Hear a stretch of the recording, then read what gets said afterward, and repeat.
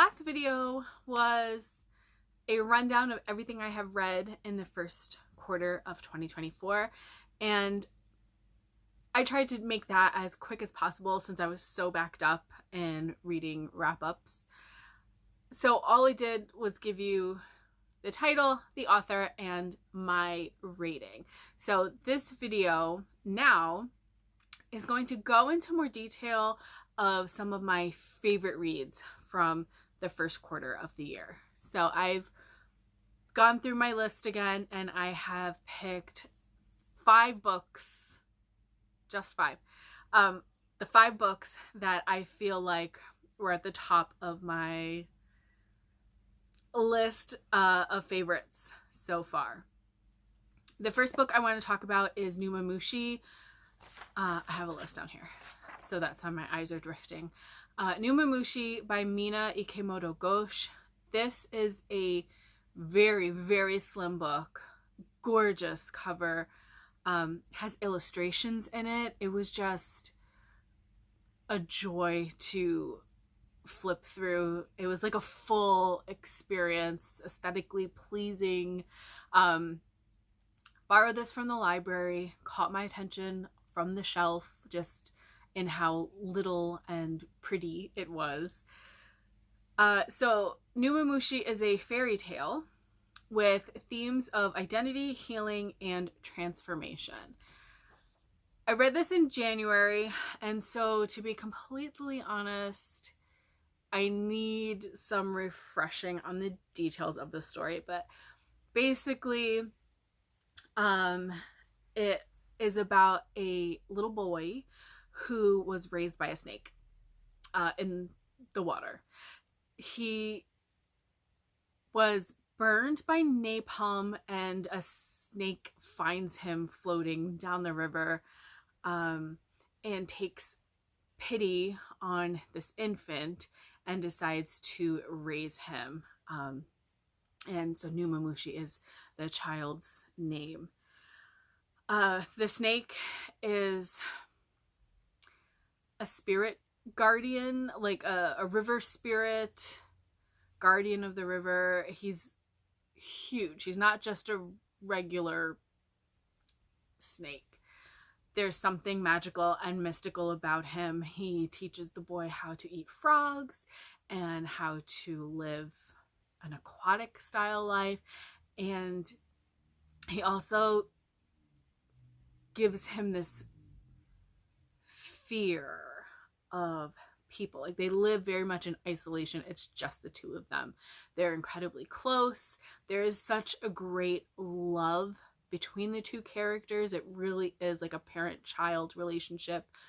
And then one day, a man moves into the house nearby their river, and Numamushi starts spending more and more time with this man, even though there is a sort of prophecy or something that basically this man will be the end of the snake. The tone was just very pretty. I don't know how it's very poetic without being like too much. It was just a very, if it's a translated story, and so it just felt like an excellent example of experiencing a sort of quiet, slow Japanese fairy tale. Like, it just felt very immersive, and I really appreciated it. So yeah, it got 5 stars just for being relaxing, magical, and heartwarming. The next book is the opposite of that. So where I was getting cozy, calm feelings from Numamushi, the next book I want to talk about is Hell of a Book by Jason Mott. And immediately uncomfortable and disoriented, in like, I could feel the chaos just pouring off the pages. So Hell of a Book follows an author. I was going to say I don't remember his name, but honestly, I don't think Jason Mott gives him a name. I'm pretty sure he's an unnamed author.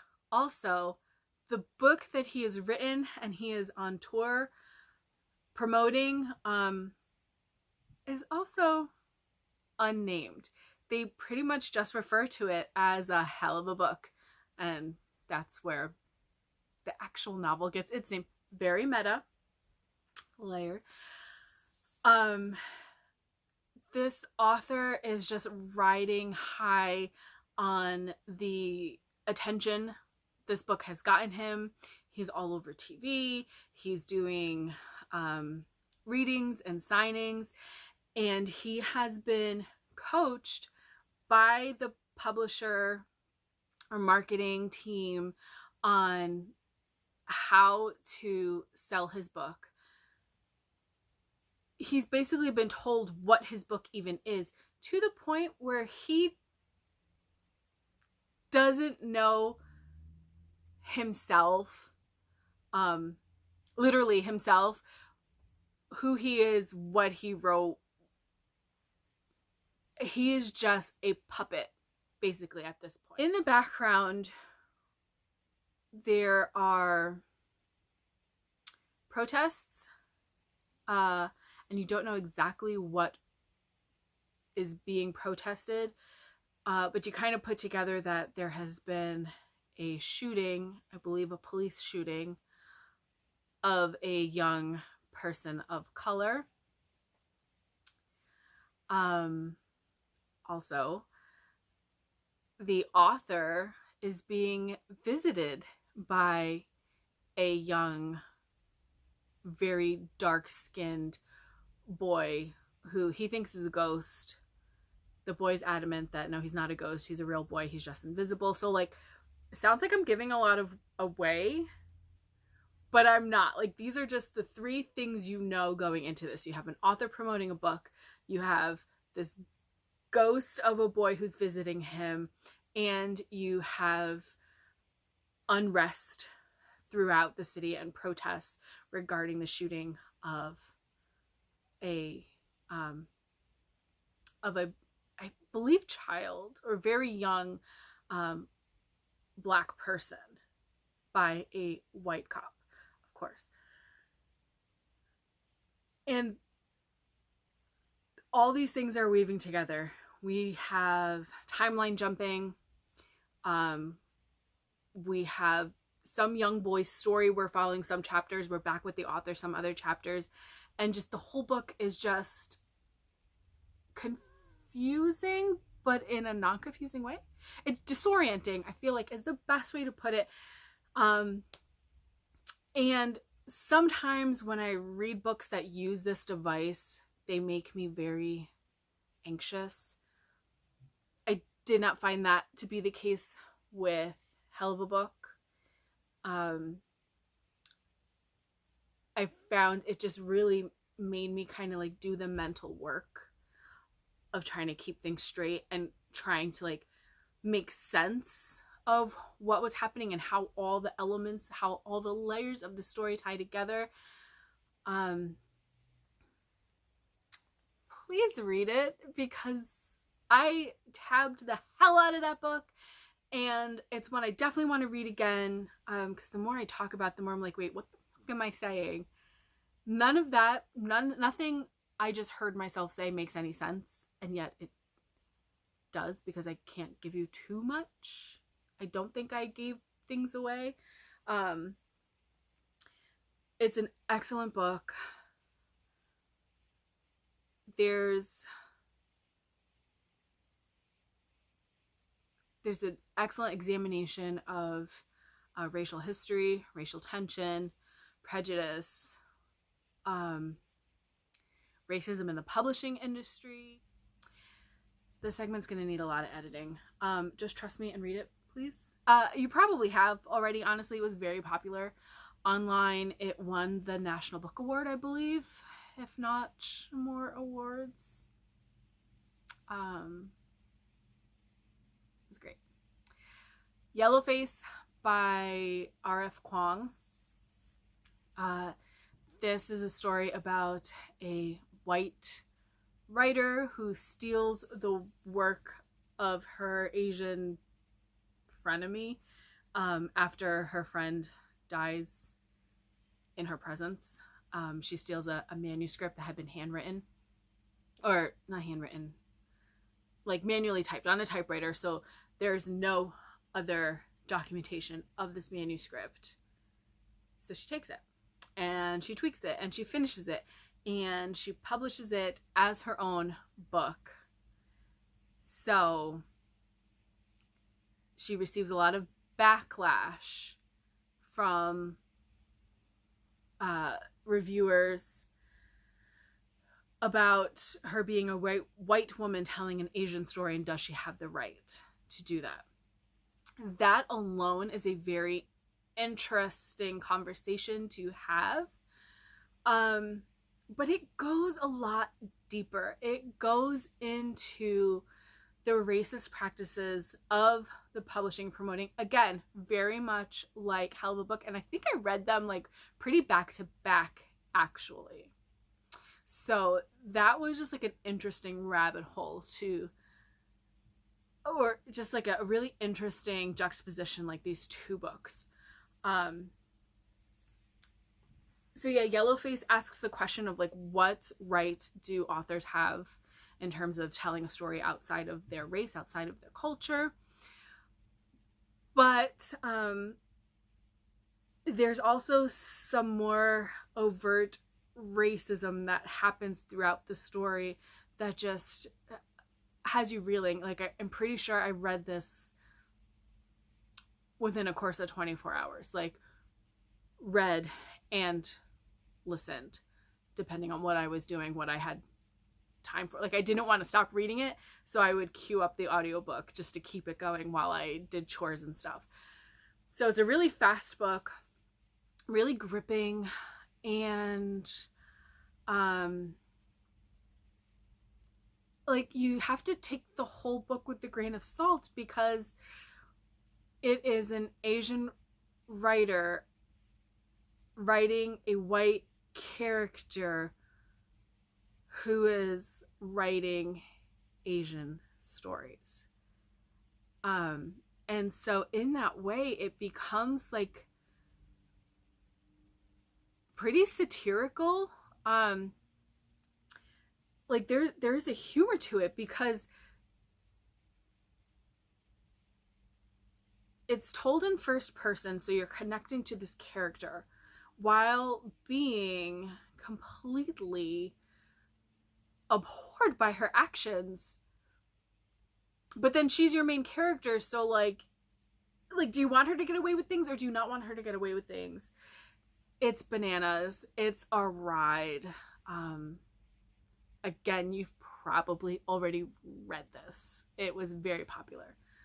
And like I mentioned in my wrap-up video, this was a book club pick, and so that was a lot of fun. I highly recommend watching Willow's video. I will link, but Willow's huge, so you would have seen that before you see anything I post. But she did an excellent job breaking down why Yellowface works and all just the different elements in it. But then also there's a channel that the name is escaping me, the Poptimist, I believe, did this kind of examination of how niche of an audience this book is actually for. Like, it has pretty widespread success. Like, it was a very, very popular book. But if you spend time in bookish social media, if you are aware of the bookish community controversies, you will appreciate this book that much. Anyway, interesting facts about space by Emily Austin. I adored Everyone in This Room Will Someday Be Dead. And so I just went in fully trusting that Interesting Facts About Space was going to do the same thing for me. And it did. It gave me an anxious, quirky mess of a character that I just wanted to hug. I don't know how to talk about this book. It's not a plot-driven book at all. It's really just following this quirky, broken, anxious character as she deals with developing a relationship with her half-sisters, worrying about her depressed mother, trying to figure out where her personal phobias come from, navigating a new relationship, and being a good friend, all while being concerned that someone is breaking into her apartment and going through her things. So is she being paranoid and crazy, or is it actually happening?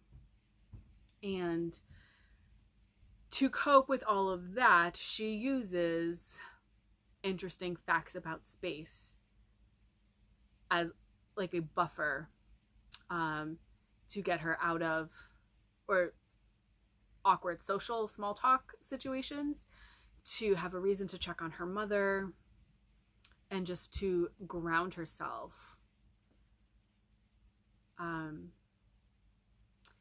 Again, not a plot-heavy book, very much a character-driven book that just got me in the same way that her last book did. So Emily Austin is pretty much one of those authors I can trust and know I'm going to go in, have a great time, have some big emotions, feel seen, and it's like lighthearted, and it is both lighthearted and entertaining while being emotional and cathartic. I feel like that's an excellent recipe for a 5-star read. And then lastly, Termos by Sven Holm. This was a surprise. I had never heard of this book, but I went to the library and browsed the new release shelves. And then I tend to get drawn to like the tiniest books on the shelves just because I already have books at home I need to read, but I feel like grabbing something new. So I'm at the library grabbing little books. This book, despite being on the new shelves, was actually first published in 1967 or 69. Fact check me, please. And then it got a reprint, I believe, by Tor. This is a book that is a post-apocalyptic novel, and it's about a resort hotel where people are staying to basically stay safe from the radioactive fallout from an atomic bomb. So very interesting that this book written in 67, and so you've got this like nuclear weapon fear kind of. I'm not a history person. I've only recently gotten interested in history for reasons. So I don't know exactly what conflicts are going on. There's like the Cuban Missile Crisis and Cold War stuff, and I don't know. Fact check me. But anyway, we've got this new weaponry, this new type of bomb that no one knows what the fallout, like what the aftermath is going to be, right? So that's the time that this book is written in.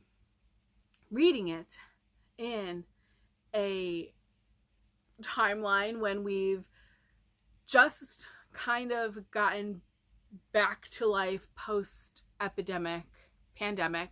It's just kind of crazy to me that reading this book written in 1967 could feel so today, like of today. Basically, the residents at this resort have paid to survive. And so that alone gives this book this class wealth take on like who has the right and the means to survive catastrophe. That was very interesting.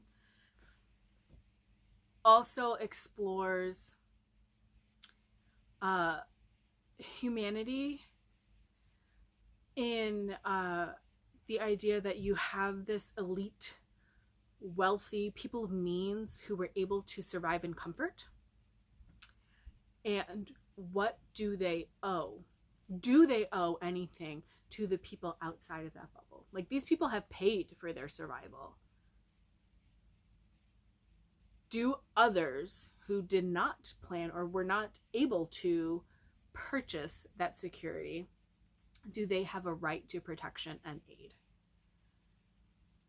That's basically the core of this novel. Then you get this examination of like almost like micro society. So now you have this one group inside and you have people starting to take power.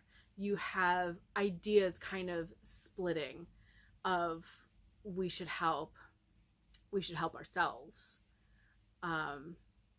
You've got different personalities taking charge, or you've got the hotel staff now setting limits and rules and manipulating the emotions of the guests. And so all of this is done in very few pages and yet very, very effectively. Like I said in my last video, put this on your Shorty September TBR. It'll take you a day, maybe. I think it took me 2 days just because I rarely can sit and read a book in one sitting. But I thought it was excellent. I think I was most impressed by the fact that it could have been written so long ago and been so relevant. In a way that kind of reminded me of how I read Ray Bradbury's short stories from the Illustrated Man. They felt old while still feeling like present day concerns. And so I think that's impressive that the author was able to kind of transcend this human experience and kind of disaster response over like decades. So like kudos to the author, but also the hell are we doing? But that's it. I hope you check some of these out if you haven't read them already. And I hope you enjoy them. Let me know if you do read them. You can comment on this video or find me on Instagram, send me a DM. We can chat books. And yeah, these were my 5 favorites of the first part of the year. Thanks for watching. Bye.